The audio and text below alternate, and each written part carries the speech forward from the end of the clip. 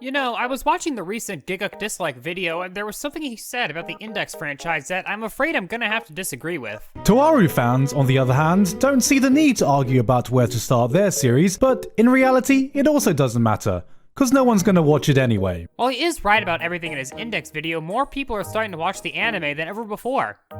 It's just the light novels that no one's going to read. Speaking of the anime, JC staff has really done a phenomenal job in not only adapting, but making the necessary cuts for Season 3. But while it is a shame we won't be getting our New Testament anime, personally, I think it's for the best. It's better to end the anime at the best in the series instead of just moving on to its mid-tier one. The science side is more interesting than the magic side. You could start with the Railgun anime, or its better version, the Railgun manga. And, frankly, I don't blame you, seeing as it's not only the best side story, but the best story overall compared to Index. Speaking of Railgun, Misaka is such an amazing character, not only in her own series, but Index as well, and it only gets better throughout New Testament. No matter how many times she shows up, it's always a delight to see her. Not to mention, when you compare Toma to her, he's just not that interesting of a character who stays the same no matter what he goes through. But despite all that, they still remain the best ship in the entire franchise, with plenty of fun and cute moments to showcase just how much deep down they truly love each other, both inside and outside of it. Speaking of, the second best protagonist to Misaka is Hamazura, not because of his feats, but because he's the only person in the franchise to get a girlfriend. Kamisato is an interesting character and a great foil to Toma. You could skip the Deep Blood arc and just go watch that Toma Goes Berserk video on YouTube, seeing as it's the only important thing to come out of it.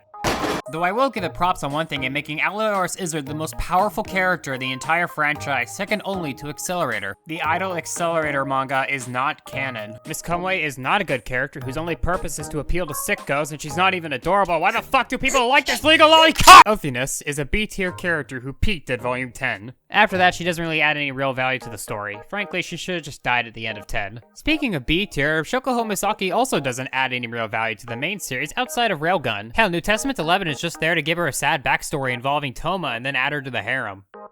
New Testament 9 is just regular fiction.